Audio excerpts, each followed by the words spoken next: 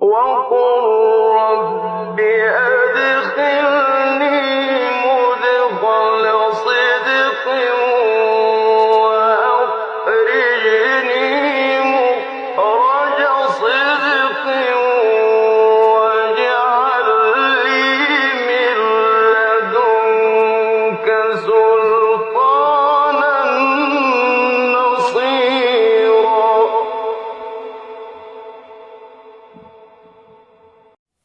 Chers frères et sœurs, l'honneur, la meilleure science que l'être humain peut acquérir, c'est la science qui va lui permettre de bien connaître son Seigneur. De bien connaître son Seigneur. Et c'est pour cela qu'Allah Azza wa Jal a interrogé ou s'est adressé au prophète sallallahu alayhi wa sallam et il lui a dit « Fa'alam annahu la ilaha illallah » Sache en vérité qu'il n'y a point de divinité à part Allah. La meilleure chose que tu peux apprendre dans ta vie, c'est que Allah Azza wa Jal, c'est le divin. Mais encore faut-il connaître les tenants et les aboutissants de cette science et de cette connaissance. Nos savants ont l'habitude de dire l'honneur d'une science réside dans l'honneur de la thématique qu'elle aborde. L'honneur d'une science réside dans l'honneur de la thématique qu'elle aborde. Et si nous allons voir les différents spécialistes des sciences religieuses, nous allons voir que chaque groupe prétend que la science dans laquelle il s'est spécialisé, c'est la plus noble des sciences. Ainsi, par exemple, les fuqaha, les jurisconsultes, ils vont dire la jurisprudence, c'est la meilleure science. Pourquoi ? Parce qu'elle nous permet, la thématique qu'elle aborde, c'est de connaître les obligations et les interdits qu'Allah Azza wa Jalla a instaurés à l'humanité. Et donc, puisqu'il a un lien avec la connaissance d'Allah Azza wa Jalla et de ses actes et de sa volonté, donc à partir de là, c'est la meilleure science. Les exégètes du Coran, ils vont dire la même chose, parce qu'ils vont dire l'exégèse du Coran permet d'accéder à la compréhension minutieuse de la parole d'Allah Azza wa Jalla et à le connaître mieux. Donc, tafsir, c'est la meilleure science. Vous allez trouver ceux qui s'intéressent à ilm al-aqida, à la science du dogme, qui vont dire non, c'est la science du dogme qui est la meilleure science parce qu'elle te permet de connaître directement Allah Azza wa Jalla. Quelque part, chacun a raison. Mais la vraie raison, c'est que toutes ces sciences-là s'accordent et se rassemblent pour te permettre de connaître mieux Allah Azza wa Jalla. Même les sciences dites profanes, les sciences de la nature, la biologie, la géologie, l'astronomie, parce qu'ils te permettent de connaître comment Allah Azza wa Jalla a créé ce monde, et à partir de là, tu connais sa grandeur et tu connais la majesté qu'il a. Donc tout ce qui permet de bien connaître Allah Azza wa Jalla représente une science bénie et une science qui est noble. Mais comment connaître Allah Azza wa Jalla ? Il y a bien lorsqu'on converge, il faut toujours converger vers un but final, un objectif ultime. L'objectif pour parvenir à la connaissance d'Allah tabaraka wa ta'ala, c'est de connaître ses noms, Asma al-Husna, c'est de connaître ses noms les plus beaux et de connaître ses attributs. Une fois tu connais les noms de Dieu et les attributs d'Allah Azza wa Jal, c'est que tu as accédé au meilleur savoir qui puisse exister dans notre existence. Et c'est pour cela qu'Allah Azza wa Jal a dit وَلِلَّهِ الْأَسْمَاءُ الْحُسْنَى فَادْعُوهُ بِهَا وَذَرُوا الَّذِينَ يُلْحِدُونَ فِي أَسْمَائِهِ سَيُجْزَوْنَ مَا كَانُوا يَعْمَلُونَ. C'est à Allah qu'appartiennent les noms les plus beaux. Invoquez-le par ses noms. Invoquez-le par ses noms et laissez ceux qui profanent ces noms, ils seront rétribués pour ce qu'ils ont fait. Ils sont rétribués pour ce qu'ils ont fait. Pourquoi ? Parce que la bonne connaissance ou la mauvaise connaissance des noms d'Allah Azza wa Jal et de ses attributs te pousse à accomplir des bons ou des mauvais actes. C'est pour cela qu'il est passé directement de la connaissance aux actes.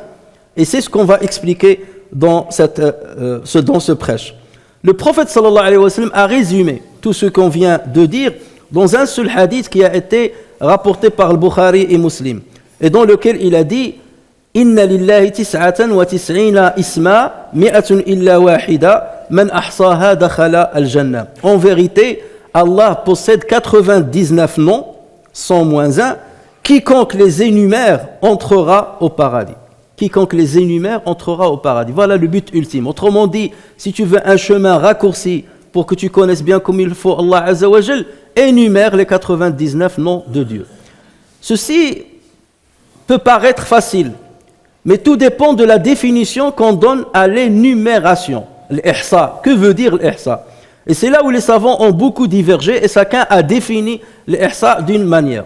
Mais d'une manière générale, lorsqu'on rassemble toutes les définitions qui ont été données à ce terme-là, l'ihsa, l'énumération des noms d'Allah Azza wa Jal, on peut dire que l'ihsa, ça veut dire quoi? Ça veut dire la mémorisation. Mémoriser les noms et les attributs d'Allah Azza wa Jal. Ça veut dire la foi en ces noms, en leur sens, c'est-à-dire connaître leur sens et avoir foi dans ce sens-là, et œuvrer conformément à leur signification, à moins que cela ne soit exclusif à Dieu. Parce qu'il y a des attributs, des noms de Dieu qui lui sont exclusifs. C'est lui qui débute la création, c'est lui qui va nous ressusciter. Donc c'est lui qui ressuscite les gens. Ça c'est un attribut d'Allah Azza wa Jal. Et nous on ne peut pas faire ressusciter les choses. Donc à partir de là, on ne peut pas quelque part traduire ce nom-là ou le sens de ce nom-là dans nos actes. Mais par rapport à d'autres noms d'Allah Azza wa Jal, d'autres attributs, il y a moyen d'accomplir ne serait-ce qu'une partie de ces attributs. Allah Azza wa Jal est miséricordieux, nous pouvons agir les uns envers les autres avec miséricorde. Allah Azza wa Jal est omniscient, nous pouvons acquérir une partie du savoir et augmenter notre savoir. Même si dans un cas ou dans un autre, on sera toujours au-deçà du vrai sens de ces attributs de Allah Azza wa Jal ou de ces noms de Allah Azza wa Jal. Donc il y a trois choses. Mémoriser les attributs et les noms de Allah Azza wa Jal, comprendre leur sens, bien comprendre leur sens, et ensuite traduire ce sens-là dans ton quotidien. Trois choses. S'agissant de la mémorisation de ces noms, ce n'est qu'un moyen pour ne pas les oublier. Le but, ce n'est pas forcément de les apprendre par cœur et de les répéter d'une manière mécanique, mais le sens, c'est de les connaître et de ne pas les oublier dans certaines circonstances. De connaître tous ces noms-là et de ne pas les oublier dans certaines circonstances. L'iman dans ces noms-là, comment ça dire avoir foi en ces noms-là, c'est le fait de manifester l'unicité d'Allah Azza wa Jal, de croire à l'unicité d'Allah Azza wa Jal. Parce que quelqu'un qui connaît bien comme il le faut les noms et les attributs d'Allah Azza wa Jal, il ne peut pas associer avec Dieu une autre divinité et il ne peut en aucun cas comparer Allah Azza wa Jal à sa création. Et c'est là le travers dans lequel sont tombés beaucoup parfois de religions ou bien beaucoup de sectes lorsqu'ils comparent Allah Azza wa Jal à sa création. Lorsqu'ils disent par exemple que la science d'Allah Azza wa Jal, elle est globale. Il sait ce qui est global, mais il ne connaît pas ce qui est détaillé. Il ne rentre pas dans les détails. Sa connaissance ne cerne pas les détails. Ça, c'est certains philosophes musulmans, malheureusement, qui ont dit cette parole. Et quelqu'un qui sait pertinemment ce qu'est l'omniscience d'Allah Azza wa Jal ne peut pas oser dire ce genre d'allégation. Donc, c'est à partir de là que nous sommes invités, en tant que musulmans, de satisfaire ces trois conditions pour dire que nous avons bien connu Allah tabaraka wa ta'ala. Regardez, un pays par exemple qui se respecte, vous voyez toujours qu'il a un ministère de recensement, ou bien un ministère de la programmation économique, la programmation pour l'avenir. Ici en France, on parle de l'INSEE, l'Institut des statistiques et des études économiques, l'Institut national des statistiques. Donc c'est ça les statistiques, c'est énumérer, c'est de savoir exactement comment est fait le pays, combien il y a de personnes, combien il y a de chômeurs, quels sont les domaines d'activité où il y a un manque, les domaines d'activité où il y a un excès, de connaître tous les détails relatifs à la population pour pouvoir bien programmer pour l'avenir, dans le domaine économique ou dans n'importe quel autre domaine. Et par analogie à ce que je viens de dire, le musulman se doit de connaître les noms d'Allah Azza wa Jal et de faire justement leur recensement. C'est ça le recensement, connaître leurs détails, leurs tenants et leurs aboutissants. Et c'est comme ça qu'il pourra programmer comment il va gérer sa vie. C'est là où il va établir une échelle de priorité par rapport à ce qu'il doit faire dans cette vie. Ça c'est une priorité, ça ne l'est pas, conformément à ce que j'ai compris des sens des noms d'Allah Azza wa Jal et de ses attributs. Chers frères et sœurs, L'imam Ibn al-Qayyim dit une belle parole. Il dit, le serviteur de Dieu ne se maintient pas dans la bonne connaissance, ni même dans la foi, jusqu'à ce qu'il croie aux attributs d'Allah, majestueux soit-il, et qu'il les comprenne une compréhension qui le fait sortir de la limite de l'ignorance de son Seigneur. Car, dit-il, croire aux attributs et les connaître est la base de l'islam. C'est la règle de la foi et le fruit de l'arbre de la bienfaisance. Le fruit de l'arbre de l'ihsan, le fruit de l'arbre de la bienfaisance. Ce qu'il faut savoir, c'est que par rapport à n'importe quel nom d'Allah Azza wa Jal, j'ai 3 devoirs à satisfaire. 3 devoirs à satisfaire. 3 conditions pour dire que ahsaytu, j'ai recensé les noms d'Allah Azza wa Jal. J'ai 3 devoirs à accomplir. Et on va donner un exemple pour mieux illustrer les choses. Bon, déjà, ça veut dire quoi ces 3 devoirs? Le premier devoir, c'est de croire que ce nom-là est bel et bien un des beaux noms d'Allah Azza wa Jal. Ça, c'est la première chose. La deuxième chose, c'est de connaître son sens et de comprendre les tenants et les aboutissants de ce sens. Et ça, c'est important. Et le troisième devoir, c'est d'avoir un impact de ce nom sur mon comportement, sur mes choix et sur mes actions au quotidien. Donnons un exemple pour mieux comprendre. Parmi les noms d'Allah Azza wa Jal, le nom Ar-Razzaq, le pourvoyeur. Ça, c'est un nom d'Allah Azza wa Jal. Quel est mon devoir par rapport à ce nom? Et c'est comme ça qu'on doit procéder par rapport à chacun des noms d'Allah Azza wa Jal que vous voyez ici sculptés dans cette mosquée. Chacun des noms, je dois établir ce rapport avec. Première chose, ce nom-là, il existe dans le Coran, il existe, il a été mentionné dans des hadiths authentiques, donc je crois qu'il fait partie des noms sublimes d'Allah tabaraka wa ta'ala ou des attributs, et on verra la différence entre l'attribut et le nom. Donc je sais qu'il fait partie des noms d'Allah Azza wa Jal. J'y crois, ça c'est la première chose. Deuxième chose, c'est de voir quel est l'attribut qui découle de ce nom-là. Ce nom-là, si Allah Azza wa Jal, on l'a appelé ainsi, on lui a donné ce nom-là, c'est parce qu'il a un attribut qui découle de ce nom-là. Donc Ar-Razzaq, ça veut dire c'est celui qui pourvoit les gens, c'est lui qui pourvoit sa création, c'est lui qui gère la subsistance de ce qu'il a créé. Ta nourriture, ton alimentation, ta santé, les bêtes, les arbres, les anges, tout ce qu'Allah Azza wa Jal a créé ont besoin d'être alimentés d'une manière ou d'une autre, Et c'est Allah Azza wa Jal qui est Razzaq, c'est lui qui est leur pourvoyeur. Et donc c'est là où je vais découvrir le verset dans lequel Allah Azza wa Jal dit وَكَأَيٍّ مِّن دَابَّةٍ لَا تَحْمِلُ رِزْقَهَا اللَّهُ يَرْزُقُهَا وَإِيَّاكُمْ. Que de bêtes ne se chargent point de leur propre subsistance. C'est Allah qui subvient à sa subsistance ainsi qu'à la vôtre. Donc à partir de là, je dis voilà, as-sifa, l'attribut d'Allah Azza wa Jal par rapport au nom, le pourvoyeur, c'est qu'il pourvoit, c'est qu'il subvient aux besoins de sa création. Et ensuite, je cherche tous les versets qui parlent, ou les hadiths qui parlent justement de la subsistance, du pourvoiement d'Allah Azza wa Jal, en tant que pourvoyeur.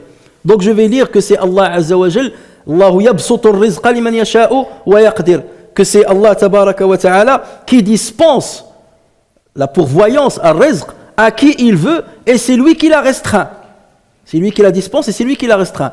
Si une telle personne est riche, c'est pas par ses propres moyens, c'est parce que Allah Azza wa Jal lui a donné ce qui est nécessaire pour qu'il soit riche. Et sans Allah Azza wa Jal, cette personne ne serait pas du tout riche.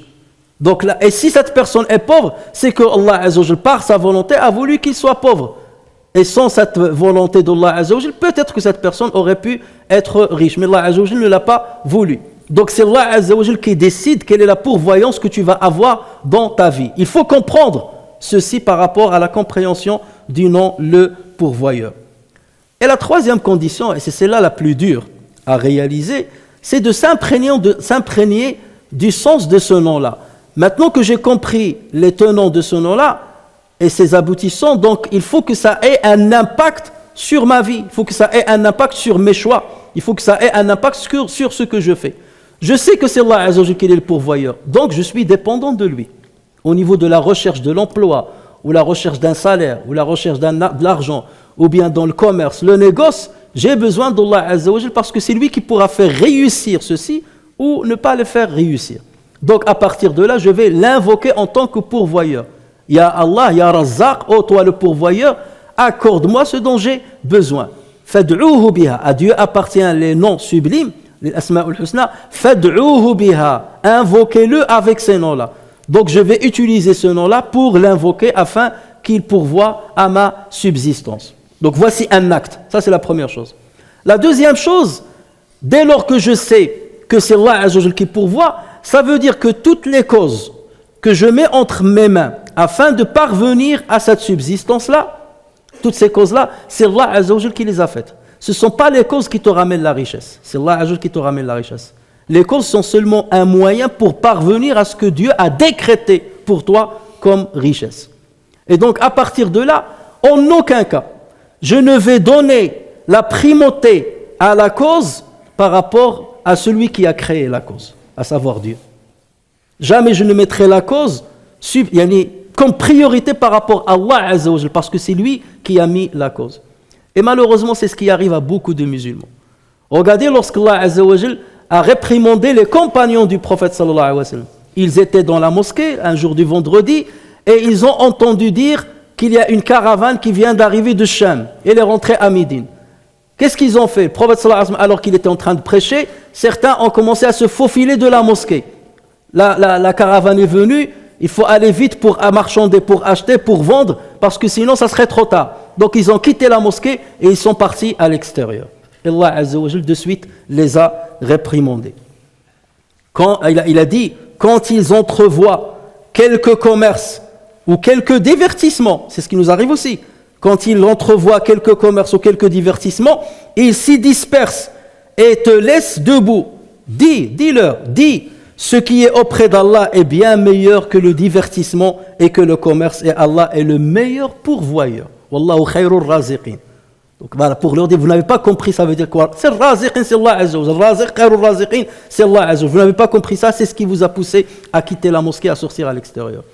Lorsque je vois que je donne la priorité à mon travail m'empêche d'aller à la mosquée ne serait-ce qu'une fois ou 2 fois par jour. Mon travail m'empêche de me lever pour accomplir la prière de l'Fajr. Mon travail m'empêche de jeûner. Mon travail m'empêche de me rapprocher d'Allah Azza wa Jal. C'est que je n'ai pas compris ce qu'est le pourvoyeur. J'ai donné de l'importance à la cause et j'ai négligé celui qui a créé la cause. Et c'est ça la condition qui n'est pas satisfaite chez la majorité, malheureusement, des musulmans. Et Allah Azza wa Jal a vanté le mérite de ceux qui remplissent les mosquées, fi buyutin adhinallahu an turfa, dans des demeures dont Allah Azza wa Jal a autorisé l'élévation. Il parle des mosquées. Wa yudhkara fi asmuh, et dans lesquelles on mentionne son nom. Yudhkara fi asmuh. Yusabbihu lahu fiha bil ghuduwi wal asali rijal. Des hommes qui ni le négoce ni le troc ne distraient de l'invocation d'Allah, de l'accomplissement de la salat, de l'acquittement de la zakat, et qui redoutent un jour où les cœurs seront bouleversés ainsi que les regards, afin qu'Allah les récompense de la meilleure façon pour ce qu'ils ont fait de bien, et il leur ajoute de sa grâce. Allah attribue, Wallahu yarzuqu man yasha'u bighayri hisab. Allah attribue à qui il veut sans compter. Voilà, attribue. Yarzuqu. Donc vous voyez, la foi en Ar-Razzaq, la bonne compréhension de ce qu'est Ar-Razzaq doit normalement avoir un impact sur tes choix, sur l'échelle des priorités. Tu établis une échelle de ta vie, sur les priorités de ta vie, voici les priorités. Je sais que c'est Allah Azza wa Jal qui est Ar-Razzaq, donc il doit être au-dessus des causes qui vont me mener vers Ar-Rizq. Pour parvenir à un gain, je dois tricher, je dois mentir, je dois escroquer les autres. Parce que je dis, c'est comme ça que je vais parvenir au gain. Mais Ar-Razzaq, c'est Allah Azza wa Jal. Comment je vais parvenir à un bien qu'Allah Azza wa Jal m'a garanti en désobéissant à Allah Azza wa Jal? C'est que je ne crois pas à ce que c'est que Razzaq. Réellement, dans ma réalité, je ne crois pas à ça. Alors que je me dis, lorsque je crois que c'est Dieu qui pourvoit et c'est Dieu qui m'accorde, je me dis, voilà, je ne peux pas tricher. Si je triche, Allah Azza wa Jal ne m'agréera pas. Et donc, à partir de là, je ne triche pas, quitte à ce que je ne gagne pas. Mais je ne triche pas. Et Allah Azza wa Jal va pourvoir à ma subsistance par un autre moyen. C'est ça la compréhension, chers frères et sœurs, du nom, le pourvoyeur, Ar-Razzaq. Et c'est comme ça qu'on doit opérer pour chaque nom. Et sans faire, on n'est pas de ceux qui ont ahsaw, qui ont énuméré, ou bien pour mieux dire, recensé dans les moindres détails les noms de Allah Azza wa Jal pour faire partie de ceux qui seront dans le paradis. Chers frères et sœurs, un deuxième exemple pour mieux comprendre nos devoirs par rapport au nom de Allah Azza wa Jal et ses attributs, l'exemple du nom As-Sami' Al-Alim. Allah Azza wa Jal, As-Sami', il est audient, il est Alim, il est omniscient. Donc ces noms-là, ils ont été mentionnés dans le Coran, dans la Sunna du Prophète sallallahu alayhi wa sallam. Je crois qu'ils sont des noms d'Allah Azza wa Jal. Première étape, c'est facile. Deuxième chose, quel est l'attribut qui découle de ce nom-là? C'est qu'Allah Azza wa Jal entend tout ce que tu peux dire, verbalement ou même ce que tu peux dire à l'intérieur de ta poitrine.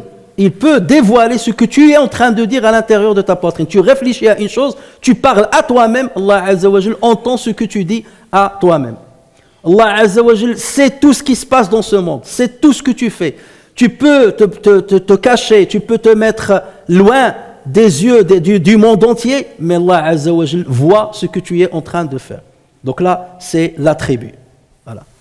Maintenant, mon troisième devoir, c'est que cet attribut tel que je l'ai compris, il faut qu'il ait un impact sur moi. Ça veut dire quoi? Ça veut dire, je ne peux pas transgresser quelqu'un, je ne peux pas commettre de l'injustice parce qu'Allah Azza wa Jal va le savoir et il va entendre ce que je dis comme injustice et dans ce cas, il va me juger. Regardez l'exemple de Khawla bint Tha'laba radiyallahu anha, une compagnonne du prophète sallallahu alayhi wa sallam. Lorsqu'elle a un peu vieilli, elle a perdu sa beauté et tout, il a eu de plus en plus de litiges avec son mari, comme ça arrive dans beaucoup de couples.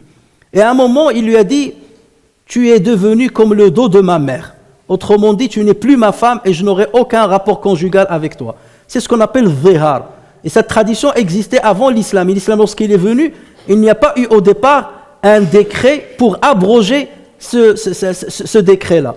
Donc les musulmans ont continué à pratiquer ce décret-là. Quelqu'un qui dit à sa femme, tu es devenu comme le dos de ma mère, et ce n'est plus sa femme, et il ne plus jamais revenir à elle. Et donc son mari, Aws ibn Samit, a regretté. Il a fait ça et il a regretté. Mais il ne pouvait plus revenir à elle. Et c'est là où il est venu se plaindre auprès du prophète sallallahu alayhi wa sallam. Il est venu, il lui a dit, Ya Rasulallah, mon mari, Aws ibn Samit, s'est marié avec moi alors que j'étais jeune, j'étais belle, j'étais riche, j'avais une grande famille. Mais lorsque j'ai vieilli, j'ai perdu ma beauté, j'ai perdu une partie de ma famille, il ne me donnait plus d'intérêt. Et il a fini par accomplir dhihar me concernant. Il a fini par me divorcer. Donc là, elle se plaint. Et elle parlait discrètement au prophète sallallahu alayhi wa sallam. Et il lui dit, mais maintenant, alhamdoulilah, il s'est repenti, il a regretté ce qu'il a fait. Mais il ne peut pas revenir à moi parce que l'islam n'a pas abrogé ce décret. Et je trouve que ce décret-là, il est injuste, le décret de ceux qui nous ont précédés. Donc il faut trouver une solution, c'est injuste. Et tout de suite, Allah Azza wa Jal a révélé les versets au prophète sallallahu alayhi wa sallam. قَدْ سَمِعَ اللَّهُ قَوْلَ الَّتِي تُجَادِلُكَ فِي زَوْجِهَا. Allah a bien, Mujadila, surat Mujadila, Allah a bien entendu la parole de celle qui discutait avec toi à propos de son époux et se plaignait à Allah. Et Allah entendait votre conversation car Allah est audient et clairvoyant. Donc lorsque j'entends ce verset-là, lorsque je le découvre, je dis Allah Azza wa Jal entend la plainte de ceux à qui je commis une injustice. J'ai commis une injustice à leur égard, je suis parti, je suis gagnant, voilà, je leur dois rien, ça y est, c'est perdu, ils ne peuvent rien me faire. Je suis protégé, même la loi terrestre ne peut rien me faire. Mais Allah Azza wa Jal entend leur plainte, il entend leur plainte et il va agir en conséquence. Donc tu ne peux pas, tu échappes à la loi terrestre, mais tu ne peux pas échapper à la loi divine. Donc croire qu'Allah Azza wa Jal est Sami' doit te pousser normalement à avoir peur que quelqu'un s'adresse à lui contre toi, que quelqu'un se plaint de lui contre ton injustice, parce qu'il va l'écouter et il va agir en conséquence. Et tu te dis, je ne veux pas être dans une situation aussi désastreuse que celle-ci. Il en est de même pour l'omniscient, celui qui connaît tout, celui qui connaît la trahison de l'œil et ce que cachent les poitrines. Donc à partir de là, je ne peux pas me laisser tomber dans une situation où Allah Azza wa Jal saura ce à quoi je pense ou saura ce que je fais d'une manière discrète ou un regard traître. Je ne pourrai pas faire cela parce que je sais qu'Allah Azza wa Jal est alim.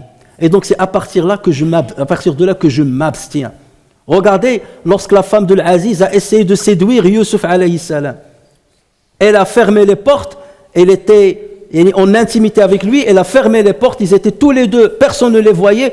Je me voici à toi, je me donne à toi. C'est là où le shaitan arrive. Et c'est là où tu dois te rappeler des noms d'Allah Azza wa Jal, de ses attributs. Allah Azza wa Jal me voit.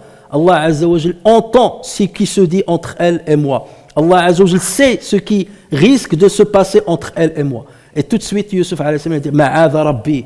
Ma'adha Allah. Innahu Rabbi. Je demande protection auprès d'Allah Azza wa Jal. Innahu Rabbi ahsana mathwaya. Je ne peux pas me permettre de commettre l'irréparable, de commettre l'adultère. Pourquoi? Parce que je crois en un des noms d'Allah tabaraka wa ta'ala. Et c'est ainsi que nous devons réagir, chers frères et sœurs, avec les noms d'Allah Azza wa Jal. Les chercher dans le Coran, chercher le contexte dans lequel ils ont été cités et en prendre conscience et faire un raisonnement par analogie à ces contextes. Et il y en a énormément de contextes dans le Coran. C'est à cela que sert la lecture du Coran, tous les jours. Tous les jours. C'est de lire ces contextes-là. Et forcément, tu vas tomber dans un de ces contextes-là. Et tu dois réagir par rapport à ce que Allah Azza wa Jal t'a ordonné de faire. Et non par rapport à ce que Shaitan te pousse à faire.